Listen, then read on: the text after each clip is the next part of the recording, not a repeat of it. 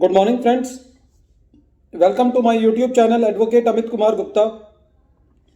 अपने prohibition of benami property transaction act 1988 के lectures की सीरीज़ में आज जो चीज़ हम डिस्कस करेंगे वो ये डिस्कस करेंगे कि बेनामी ट्रांजैक्शन की मोडस ऑपरेंडी क्या होती है। कि मोडस ऑपरेंडी का मतलब है कि बेनामी ट्रांजैक्शंस को किस तरीके से पूरा झामा पहनाया जाता है, किस तरीके से उसको सिरे चढ़ाया जाता है। The Benami property is purchased in the name of third party who does not pay consideration but merely lends his name। कोई भी जो बेनामी ट्रांजैक्शन होती है उसके तीन पार्ट है। एक तो यह है कि कौन सी प्रॉपर्टी खरीदी गई, दूसरा किसके नाम पे खरीदी गई, और एक्चुअल पैसा किसने दिया। जिसके नाम पे प्रॉपर्टी खरीदी गई वो बेनामीदार है, जिसने पैसा दिया वो बेनिफिशियल है, और जो प्रॉपर्टी इन कंसिडरेशन है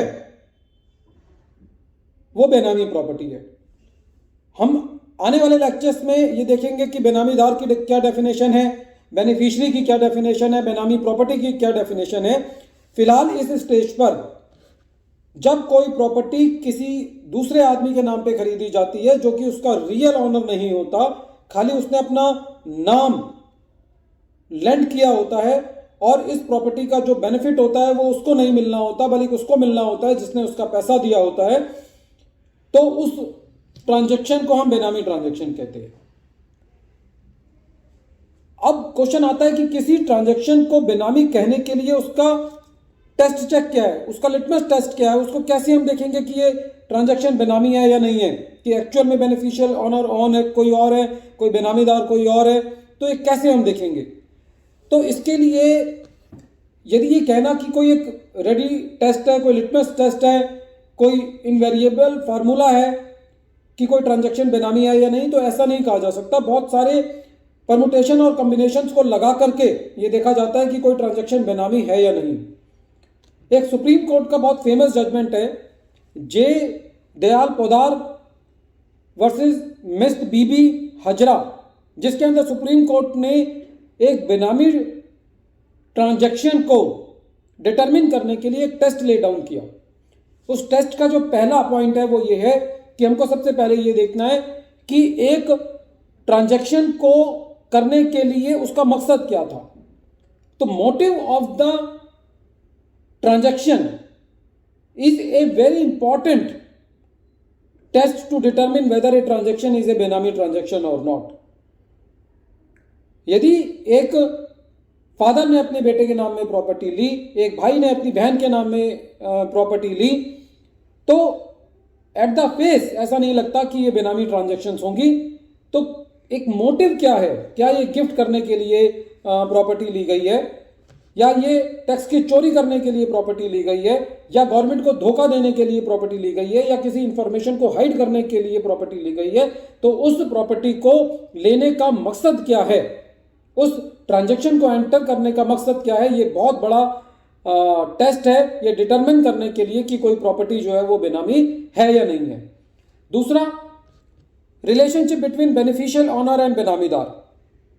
जिसके नाम में प्रॉपर्टी ली गई और जिसने पैसा दिया, उन दोनों के बीच में क्या संबंध है।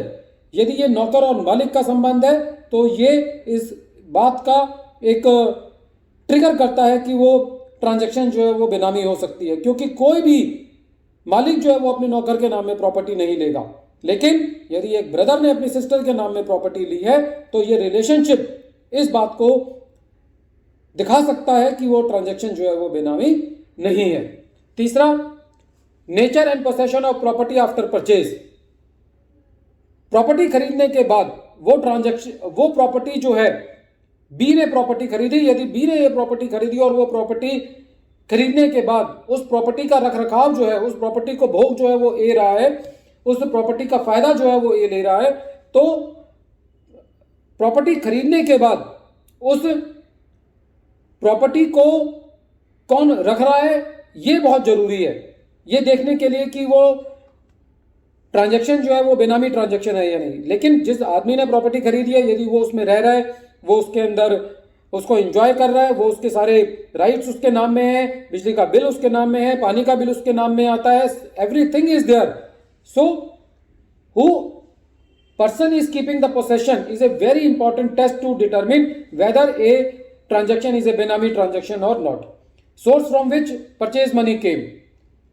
एक आदमी है जो कि 10,000 रुपए कमाता है और उसने 1 करोड़ रुपए की प्रॉपर्टी खरीदी, तो ये इस बात को ट्रिगर कर सकता है कि वो ट्रांजैक्शन बेनामी है या नहीं है. मैंने 1 करोड़ रुपए की प्रॉपर्टी अपने एम्प्लॉय के नाम में खरीद ली, ये इस बात को ट्रिगर कर सकता है कि मैंने उसके नाम में प्रॉपर्टी क्यों खरीदी. तो वो पैसा कहां से आया. एक गवर्नमेंट सर्वेंट है जिसकी 1 लाख रुपए तनख्वाह है, यदि वो 5 करोड़ रुपए की प्रॉपर्टी खरीदता है तो ये इस बात पे क्वेश्चन कर सकता है कि ट्रांजैक्शन बेनामी है या नहीं है. यदि उसका सोर्स है, यदि उसने ऑफिसर ने अपनी कोई पुरानी प्रॉपर्टी बेची, कोई पुश्तैनी प्रॉपर्टी बेची, उनका कोई अपना बिजनेस भी है, उनकी वाइफ कोई बिजनेस करती है, वहां से यदि वो पैसा आया है तो सिचुएशन दूसरी हो जाती है. चौथा, custody of title deeds after sale. For example किसी आदमी के यहाँ सर्च होती है और उस आदमी की सर्च में यह पता चलता है कि 10 प्रॉपर्टी ऐसे पेपर मिले जो कि ABCDEFGH के नाम में हैं, तो ये इस बात को सबूत करता है कि वो सारी प्रॉपर्टी जो है वो बेनामी है. वो प्रिपोर्डेंस ऑफ प्रोबेबिलिटी के कंसेप्ट को लाता है कि मैं किसी दूसरे के नाम की प्रॉपर्टी को अपनी तिजोरी में क्यों रखूंगा. द मोटिव और intention of the party is very essential ingredient of बेनामी ट्रांजैक्शन. किसी भी बेनामी ट्रांजैक्शन का जो सबसे इंपॉर्टेंट पहलू है, जो कंटेंट है, वो ये है कि उस ट्रांजैक्शन करने का मकसद क्या था, उस ट्रांजैक्शन को एंटर करने की इंटेंशन क्या थी. जो इंटेंशन है उसके बारे में कोर्ट्स ने एक बहुत इंपॉर्टेंट लाइन कही है कि intention are shrouded under the thick curtain which can not be easily revealed. जो इंटेंशन होती है उसको प्रूव करना बड़ा मुश्किल होता है, वो बहुत थिक होती है और उसका व्हील उठाना बड़ा मुश्किल होता है. तो किसी भी ट्रांजैक्शन को वो बेनामी है या नहीं है ये पता करने के लिए जो उसकी थिक लेयर है उसको अपलिफ्ट करना बहुत जरूरी होता है. जो गवर्नमेंट है, the government has set up one benami property unit which is known as BPU with every principal director of income tax investigation where any person or institution can report about a benami transaction. एक सरकार ने एक BPU बनाया है जिसका full form है बेनामी property unit और इसका जो हेड होगा वो principal director of income tax होगा. और यहाँ पे कोई भी आदमी जो है वो किसी की यदि उसको ये पता चलता है कि कोई आदमी बेनामी ट्रांजैक्शन के एंटर करता है तो वहाँ पे उसकी वो रेफरेंस दे सकता है, कंप्लेंट कर सकता है. अब बात ये आती है कि जब कभी भी कोई प्रॉपर्टी खरीदी जाती है तो ये माना जाता है कि जिस आदमी ने प्रॉपर्टी खरीदी है वही उसका बेनिफिशियल ओनर है. इट इज ए प्रिजम्पशन कि यदि अमित गुप्ता ने कोई प्रॉपर्टी खरीदी है तो अमित गुप्ता ही उसका बेनिफिशियल ओनर है.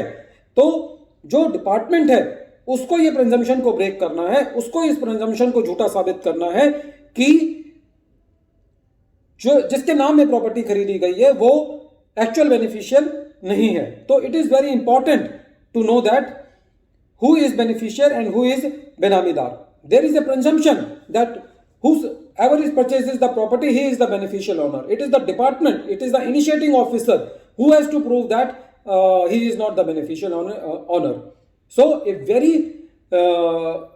important burden and very heavy burden has been laid on the initiating officer to prove that the person in whose name the property is, he is only a benamidar and he is not the beneficial owner. Friends, I hope that this video will help you in understanding that what is the modus operandi of benami transaction. Thank you, friends.